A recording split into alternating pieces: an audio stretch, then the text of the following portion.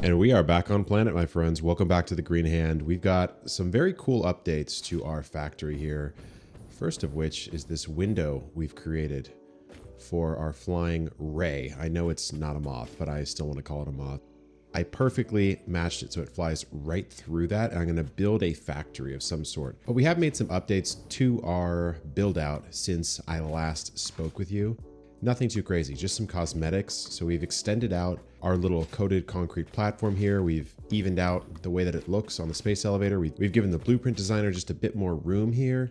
And we have also put some supports underneath most of this. It's just using the structural framework that we've unlocked.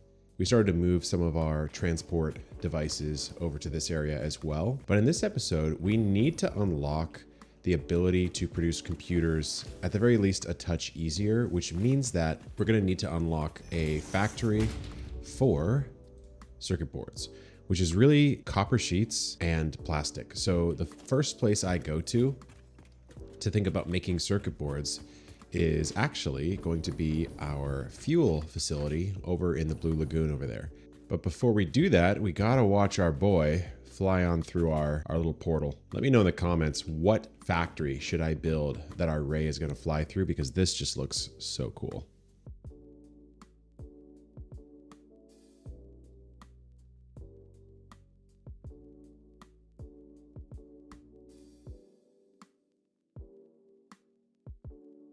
Pretty neat.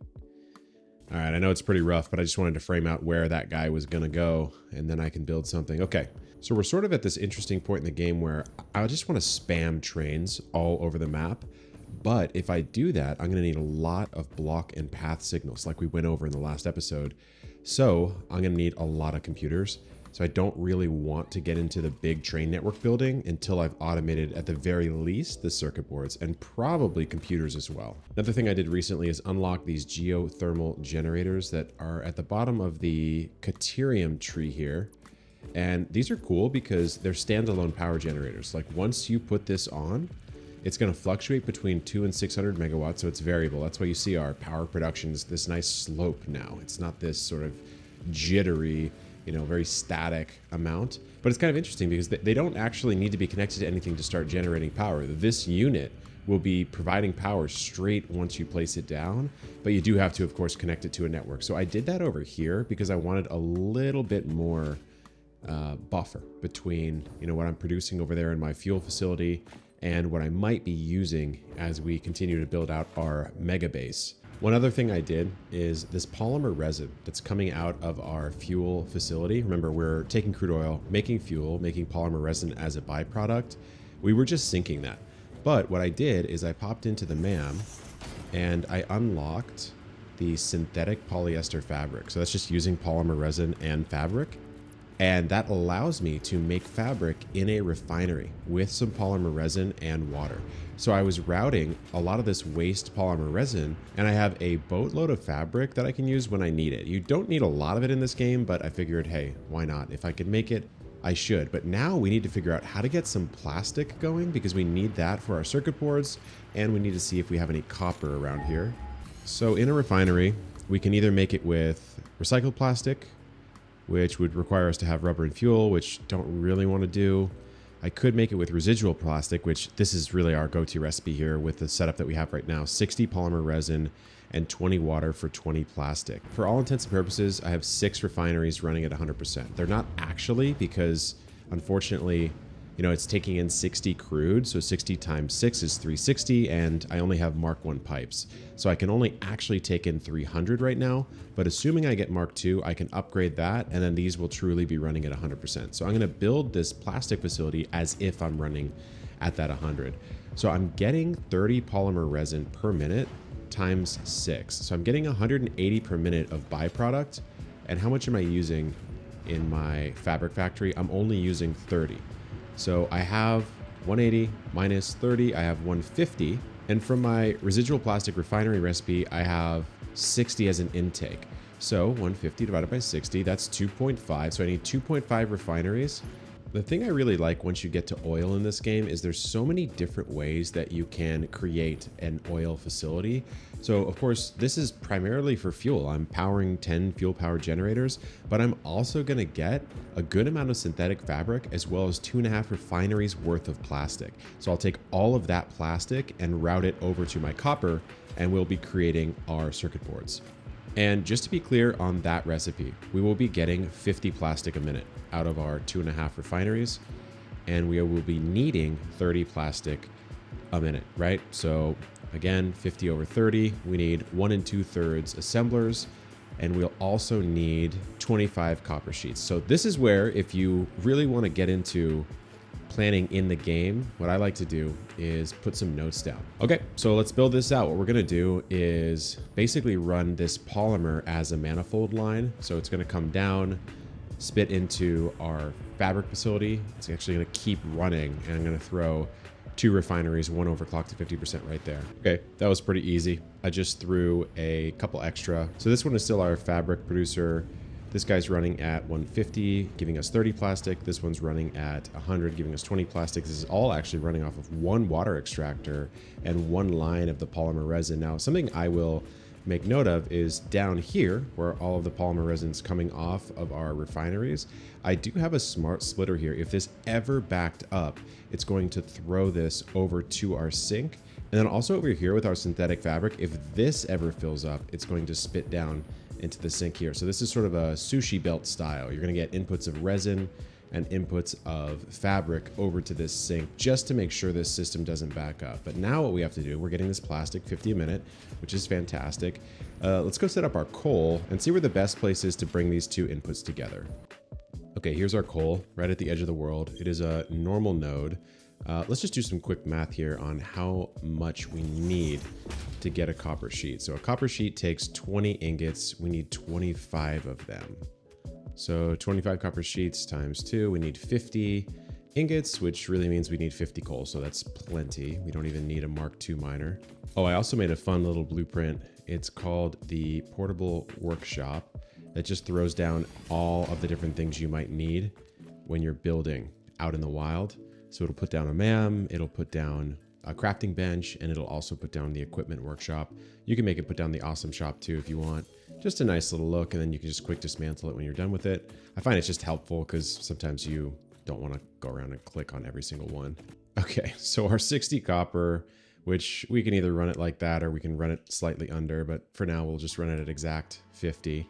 It's way up here. It is way up here, which is somewhat frustrating. I think it's better for me to bring the copper down to this facility over here, build our circuit boards over there as well. So let's go ahead and get that done. All right, we've piped it on down. The copper is making its way. I could have smelted it up there and just brought the ingots down, but it's fine. Okay, so what we need to do is grab our plastic from over here, probably route it around and build the factory right there. We just need 2 refineries. We'll underclock one. Let's get cute and put our smelters right here.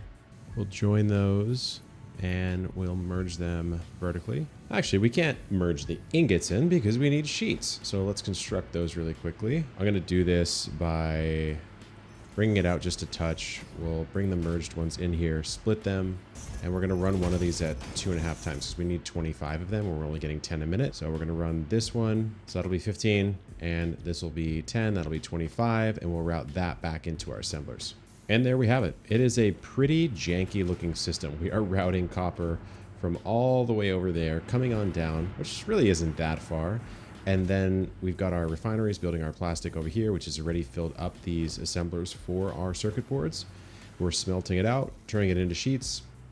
These sheets are coming around the pipe here and popping in to create some beautiful, beautiful circuit boards, which we'll have to set that recipe. And we don't need these running at 100%. So we're gonna take this one down to 66.66. So we'll be getting 5 out of this one and 7.5 out of this one, for a total of 12.5. And if we look at why we need them, which is the computers, we need 10 circuit boards a minute to create 2.5 computers a minute, which basically the 12.5 we're getting is a little bit of surplus, but it's gonna give us 1 full manufacturer's worth of computers, which is all we need right now to get enough computers for our path and block signals for our train station which is why we built all of this. You can see how Satisfactory works, my friends. You are building things to build other things, and then there's something that you forgot about, and then you got to go build that, and so on and so forth. So what we're going to do right now is just route this to a dimensional depot. We will use our classic setup, which is our storage and sink combo blueprint here. Okay, simple 12.5 a minute circuit board facility has been created, which is fantastic. The other things we need for computers, we sort of have. These actually aren't as complex to make as it seems, especially when you first start the game. And I remember being very intimidated that there'd be 3 inputs creating 1 output, and I'd have to go automate circuit boards, which of course uses an oil product as well as just pure copper. But it's not that bad. I mean, look, we already made plastic to make the circuit boards, so you could start building all this together. And think about it, copper also produces cable. So you could actually just spin this entire factory we just built, the copper over there and the plastic refineries right there. You could extend this and have it just produce computers in the future, which we might end up doing.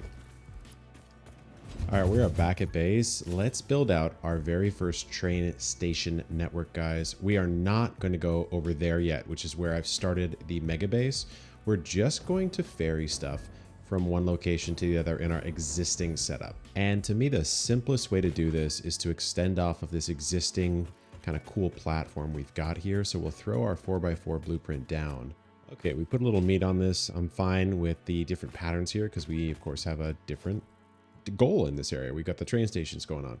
So I'm going to throw a station down. We're going to keep it simple and stick with just 1 for now. Good to have 4 foundations wide for your station areas at least, if not more, because take a look. I'm actually overlapping right here, and I'm overlapping right here. So just for simplicity's sake, we're going to run right up next to our coal facility here. In fact, are we clipping over? Oh, just barely not. That's great. One thing I will emphasize, when you are building trains out, you cannot have enough space. This looks like a lot. It is not even close, because as you build trains out, you will find that you make mistakes and you wish you did it a different way, and then you will not be able to because you have a factory like that coal facility. Okay, I'm perfectly centered here. We've got plenty of room behind us. The train station is going out to the west. Let's plop it down. We'll call it starter base. What I'm going to do is I'll just throw 1 freight platform behind it with our loading and unloading going right, probably right there, because it's going to be a little easier to deal with the inputs with this much free space, although we do have that to run into.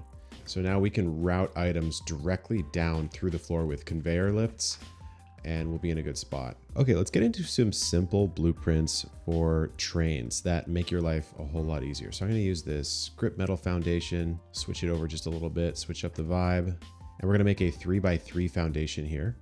Just want to show you good best practices for laying out your trains. Okay, when you are doing trains, make sure that you're always building on the corners and sort of in a symmetrical fashion, and then also never put your train rails any closer than this together. So on a 3x3 grid, space it in the center of the 1st and 3rd column, and you'll be in a good spot. You'll never run into any weird sort of curvature issues. So what I want to do right now is bring this starter base train all the way over to our main new base that's over there. I don't even think I've showed it to you yet. So we'll be coming up and around this massive waterfall and over here to where there's a ton of oil, and you can see that platform that I've started to build. So it's a good idea to figure out your route beforehand. Give it a good scout, because the altitude of your train tracks is really important. So I'm starting kind of much lower than I'm standing right now. And in fact, I think I'm even starting a little bit lower than this massive waterfall. But I love the idea of it kind of snaking around here, coming over this area and looping around the outside edge here, making its way over there, which means that I really only have to clear this right here. So I'm just going to save this grip 3x3 foundation without the rails on it. And the reason I'm doing it this way is I actually don't want that many small rail chunks. I want a lot better way to do this. So I will show you how I do that in a second here. Okay, so let's do these tracks. We'll grab a railway. We're going to extend off of our station out to here. So this gives us a little connection point. And then what I'll do is I'll run a railway out. Let's see, we'll go 3 foundations out. We'll start right in the middle, and then we'll run this out to the max distance, which would be 12.5 foundations. So now I've got 2 parallel tracks looking nice and symmetrical, and we're going to run them both into this single track so that if we ever wanted to run a 2-way train line, we could definitely do it. So now we have the very beginnings of a train network started. We have our starter base. We're slowly making our way. Let me show you how you do a curve perfectly every single time. So you want to come to the place where it starts to curve off. You're going to go back 1, 2, 3 foundations, just like that. And you're going to move over 3. So it's going to come out. This would be 1, 2, and 3. And look at that. You have a perfect 90-degree curve every single time. Now, of course, we overlap there, which is a little frustrating, but it's okay. There's ways that you can build a much better train network in the future. Okay, my friends. I mean, not bad. We've come around the corner there. We've made it over to our very fledgling main base. Kind of threaded the needle. That's exactly what we wanted to do. And so we want to set up just a very basic station here. Nothing crazy, because I honestly don't even know how we're going to plan this all out. So what I'm going to do is bring out my bottom row here, just this foundation, and kind of try to match it to this area. And maybe this area right here will be our train receiving station. And unless I made a really grave error, we should be on the world grid here. Oh, just like that. You got to watch out for that. Okay, that should be good. Let's bring the train in. We're going to do a station and a freight platform. So I like to come out 3 foundations at least. 1, 2, 3. So what I'm going to do is actually delete this, come back, and then we'll come 3 off this. 1, 2, 3. We'll go there. Okay. So now both of these rails are technically connected to that station all the way over there by our space elevator. So we can call this, for now at least. So let's just call this main base for now. So we are back at our, we'll power it up, and we should have power carrying all the way over to our main base now. So let's take the ride. For now, we'll put a locomotive on, a freight car, and another one going the other way so we can drive back if we want to. We're gonna put main base and starter base on. We'll hit save changes, and we will turn on self-driving. And off we go, guys. Oh, we're gonna turn this way. So these trains can get up some pretty crazy speeds, about 120 kilometers an hour. Our curves are working really nicely. I mean, look at that. We're coming around the waterfall. Imagine when we dress these tracks up. That's gonna look so nice. I think when Satisfactory devs made the game, they really wanted trains to be one of the ways you get around the map as a person, as the pioneer. But with our hypertube cannons, it just doesn't make any sense. You can fly way faster.